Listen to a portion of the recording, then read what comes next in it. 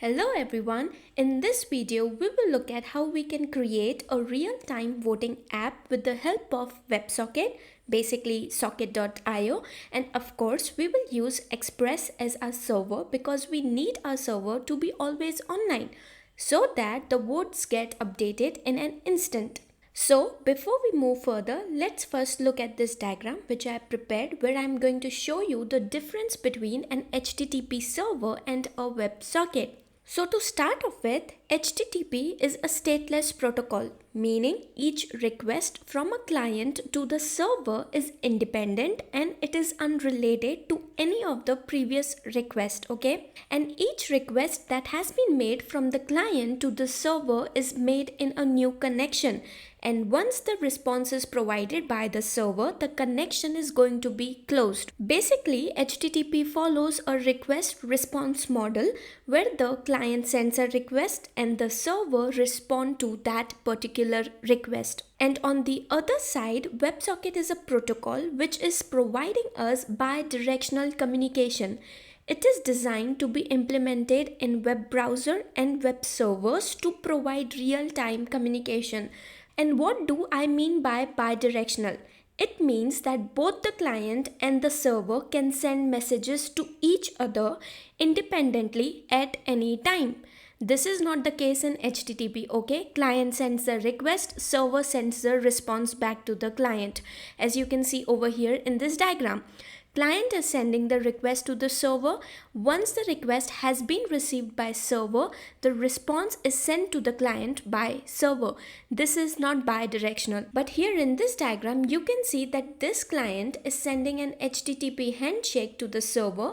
And once that HTTP handshake is acknowledged by the server, okay, then there goes bidirectional communication between the client and the server. So basically, WebSocket maintains a persistent connection between the client and the server, allowing both the parties to send data at any time without the need of initiating a new connection, as we do in HTTP. Once the request has been done, response has been sent to the client, connection gets closed. But this is not the case in WebSocket. So the best example which I can think of right now for HTTP is that whenever you have a web app, suppose for WhatsApp or Instagram, there you get a login page, right? Login or sign in page. That is going to be through HTTP. But when you are chatting with your friend through WhatsApp messages or through Instagram messages, that we can say is WebSocket. But the login and sign in are HTTP request because it is just one way. You are sending a request that you want to log into Instagram, and once it is done, you can see the Instagram page. So now that we have a basic understanding of how WebSocket works, let's just jump into our project. So open the terminal, and in the terminal we are going to create a new directory for our project, and I'm going to name it as WebSocket Vote app. And then let's navigate into this folder and create a new directory which is going to be server, which is going to contain all of the server side code. Let's navigate to our server, okay, and then into the server let's run the command pnpm init. I'm not using npm because it takes a huge amount of data, I guess, but let's use pnpm and let's hit enter, and this is going to generate the package.json file into our server folder. And now we need dependencies or libraries that we are going to work with. So let's run the command pnpm I, which is for install.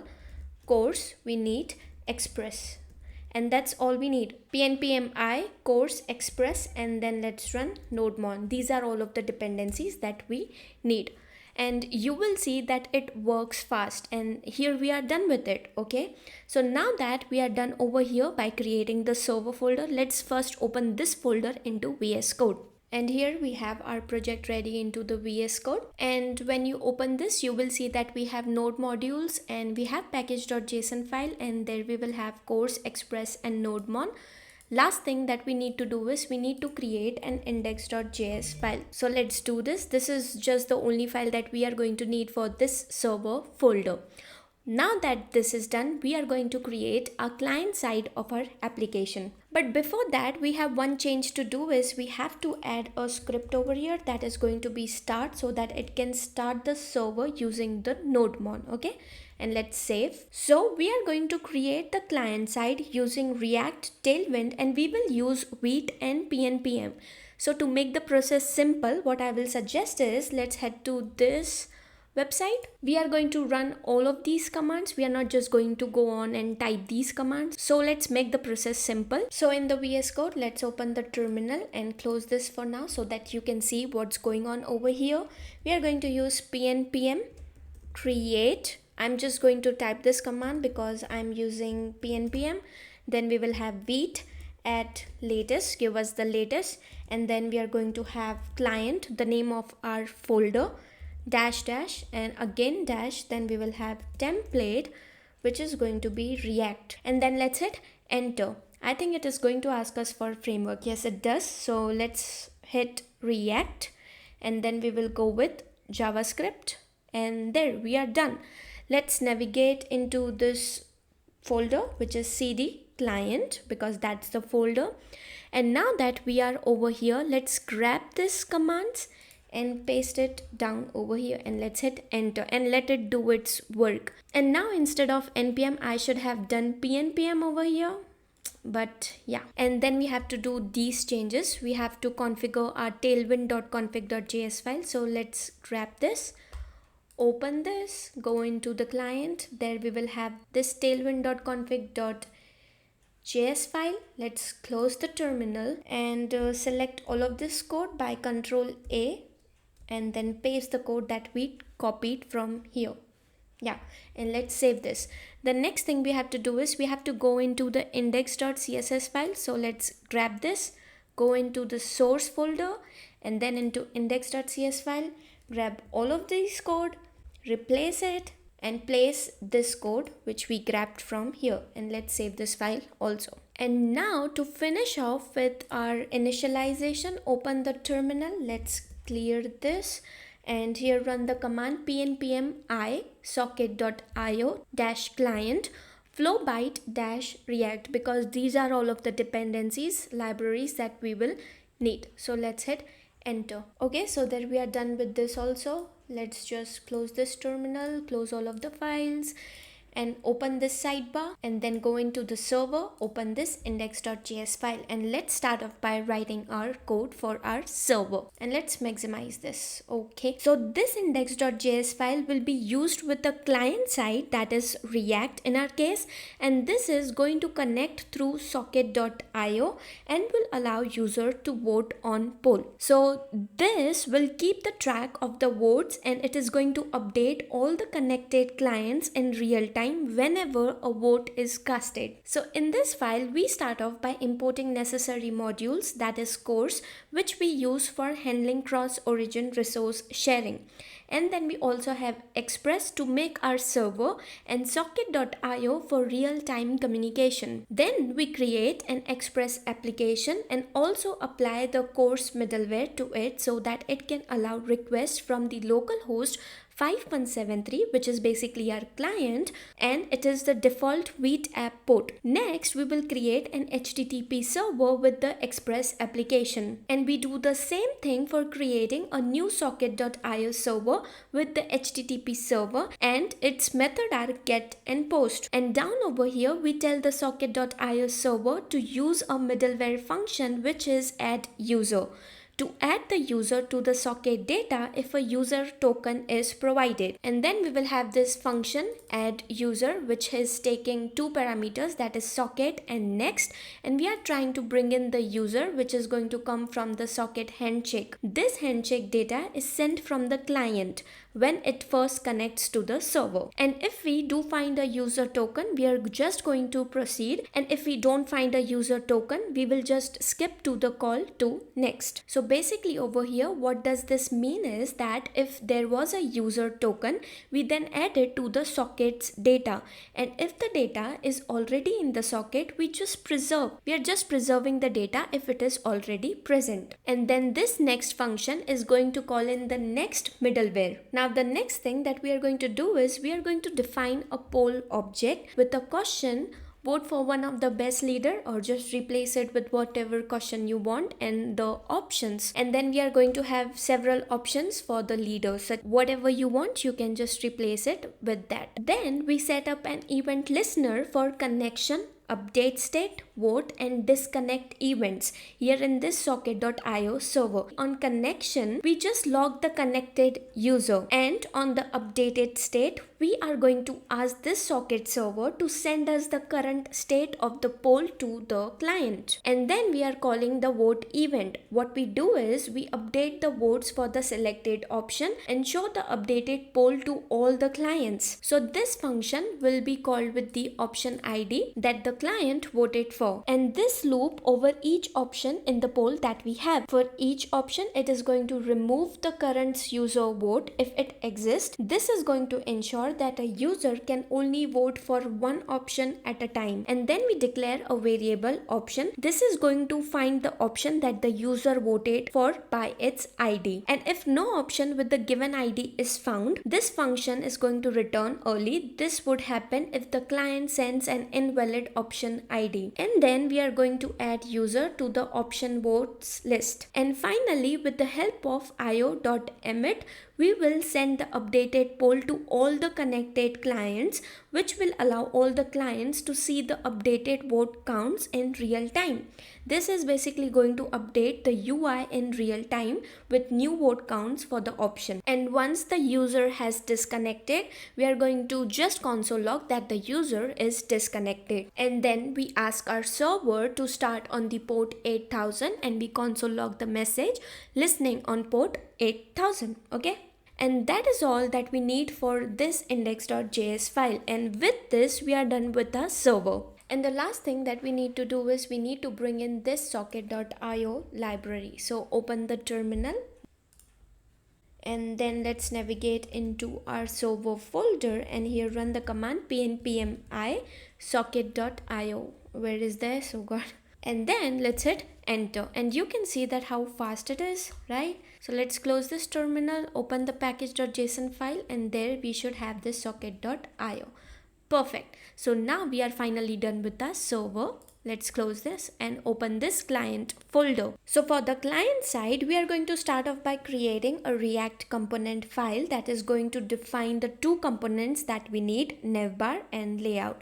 So for that, let's open this source directory, and in this source dir, let's create a file that is going to be named as layout.jsx, and let's just make the files that we need. So into this source directory, we need one more file that is going to be usesocket.js, and that's all that we need, layout and usesocket file. We also need to make sure this is updated. So let's first work with this layout.jsx file. Close this. And after coming till here, I realized that I did not started the screen recording. Just wow. So let's start over again. So in this layout.jsx file, what we are basically doing is we are importing our index.css file and React from React. Then we have this navbar component, functional component, that is taking children as a prop, and inside it we have this nav element which is going to show the navbar with the children. Then down over here, we have this main functional component that is layout, which is going to be UI for our application. And it takes in two props, that is children and user. Inside this component, we have this return statement in which we have this div with the Tailwind class, which is giving the padding of 8 to all the sides, top, bottom, right, left. Okay. Then we call in this navbar component. And then over here we have this A tag which serves as a purpose for logo, but over here we just have a text that is vote app. That is going to be the logo for our app. But if you have image, you can just paste it over here. I'm just going to keep it simple. We are going to have the vote app as a text. Here we have several Tailwind classes, and I am hoping that you know what these classes do, okay, so that we can move further on. And then down over here, we have this user prop, which is checking if the user is logged. And if the user is logged, we are just going to show this div, which is going to contain the name of the user, correct? And then we will have the image for that particular user. And then down we just close off our nav component. After the nav bar has ended, we are just rendering a div that is going to center all of its content both horizontally and vertically using the CSS grid. This div is going to contain the cards so that we can show the vote and caution, you can say, and options that we have into our server file, that is index.js. So we are done with this layout.jsx file also. Let's save this file. Now we are going to work with the usesocket.js file. So before we move further, here there is one correction which I am going to do is this is going to be the JSX file, not JS. Sorry for that. And now let's create our usesocket hook that is going to create a socket.io client, and it is going to manage the connection state. So in this file, we start off by importing the useState and useEffect hook from React. We also import socket.io client from socket.io-client. Next, we create a new function that is going to be named useSocket, and it is going to connect to the server at whatever the endpoint is. And the auth option you see over here is it is going to be used to send a token to the server for authentication. Next, we have the state variable is connected and its setter function, that is set is connected. Is connected state is going to be used to track whether the socket.io client is connected to the server. Then we are going to have this use effect hook. With the help of this use effect hook, we are going to set up a side effect that runs when the token prop changes. With the help of these side effects, we are going to set up an event listener for connect and disconnect events on the socket.io client. So there we have set up an event listener for the connect event. When the client connects to the server, it is going to call in this onConnect function, which set is connected to true, which we have over here. Okay, and we are going to do the same thing for disconnect. We set up an event listener for disconnect, and when the client disconnects from the server, it is going to call in this onDisconnect function, which is over here. So it is setting is connected to false. Then we will have this cleanup function that is going to be returned by the use effect, and it is going to remove the event listeners from the component when it unamounts or when the token prop is changed. And this return statement over here, which you see, is a hook that is going to return an object with the is connected state and the socket.io client. This is going to allow component to use this hook so that it can access the connection state and the socket.io client. And that is all for this usesocket.jsx file. So let's save this file, and now we are going to work with our main component, that is app.jsx file. So remove all of the code that you might have into the app.jsx file, and there we have this our main component which is going to update the vote, and there we have this main component of our application. So in this file we are starting off by importing the React. Layout is also being imported from the local file. Button and cards are being imported from the Flowbyte React, and we also import the usesocket file that we created just now. And there we have this app functional component, and inside this functional component we have created a state variable poll and its setter function, that is setPoll. This poll state is used to store the current poll data received from the server. And then we have the arrays of the names. This is going to generate a random user name. And then we have declared another variable that is named random user, which is going to memorize a random user name. This name is chosen randomly from the names array that we have set above, and it is only generated once because the dependency array is empty. Then we have this another usesocket hook which is going to create a usesocket client, and it is going to track the connection state. Our client will connect to the server at the localhost 8000, which we have set into index.js file, and it is going to send the random user as a token for authentication. And down over here we have another variable that is total votes. This total vote is going to memorize the total number of votes in the poll, and of course it is going to be recalculated when the poll state changes. And down over here we have set up an event listener for the update state. So when the server sends an update state event, the poll state will be updated with the new state. And we also set up a side effect that is going to be run once when the component mounts. This is going to trigger the server to send the current state to the client on connection or reconnection of the server. And there we have this function handle vote. This is going to emit a vote event to the server with the option ID as the payload. This is going to be called when the user clicks the vote button. And then down over here we have this return statement that is going to render the UI of our application. We have the layout component over here, and this layout is going to render the poll question and whatever the option it has inside a card component, which is down below over here. And each option is going to have its own vote button, which we have declared over here. And don't worry if you cannot see the classes or if it is hard for you to follow because we have several div and other elements. Do not worry.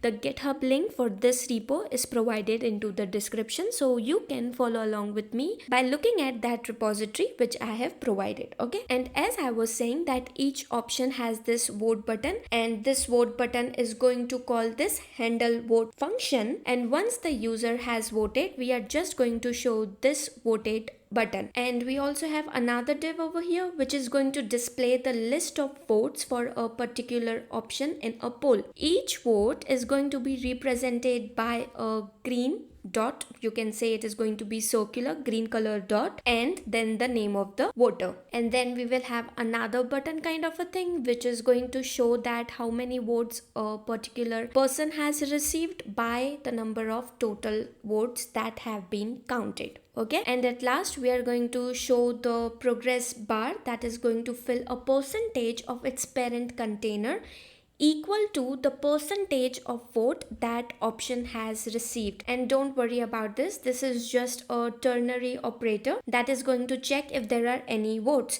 and only if there are total votes that is greater than 0, that means exactly 1 vote, 2 vote or greater than 0, it is going to calculate the percentage of votes that the option has received with the help of this. And if there are no votes, we are just going to set the width to 0, and then we just close off the card and also close off the layout. Okay, and that is all we have for this app.jsx file.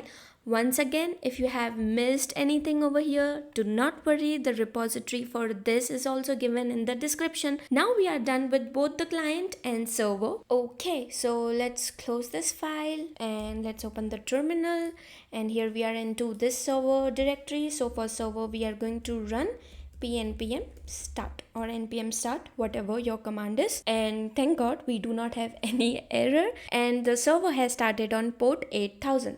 Perfect.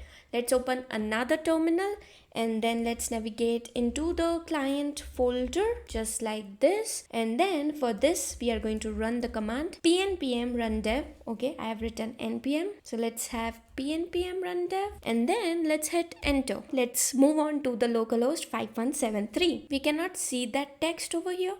Is it because it is in white color? Let's check it. Let's set text gray 700. Yeah, just like this. Let's save this, or on dark let's say gray 600. Yes, let's save this, and there we have it. Okay, and now when we click on vote, you can see over here that the progress bar is increased because only one vote is there, one by one. And if we select the next person over here, you're going to see that the progress bar goes away because we have voted for Sophia. Alright, so now what we are going to do is we are going to open a new window and open this localhost over here. Let's refresh this, let's vote for this, and you can see it is updating real time. And what if we refresh again and we say Jane? You can see that Jane is winning by 2 votes out of 4. So let's refresh this again. Let's vote for Raj, and there you can see that it is updating real time.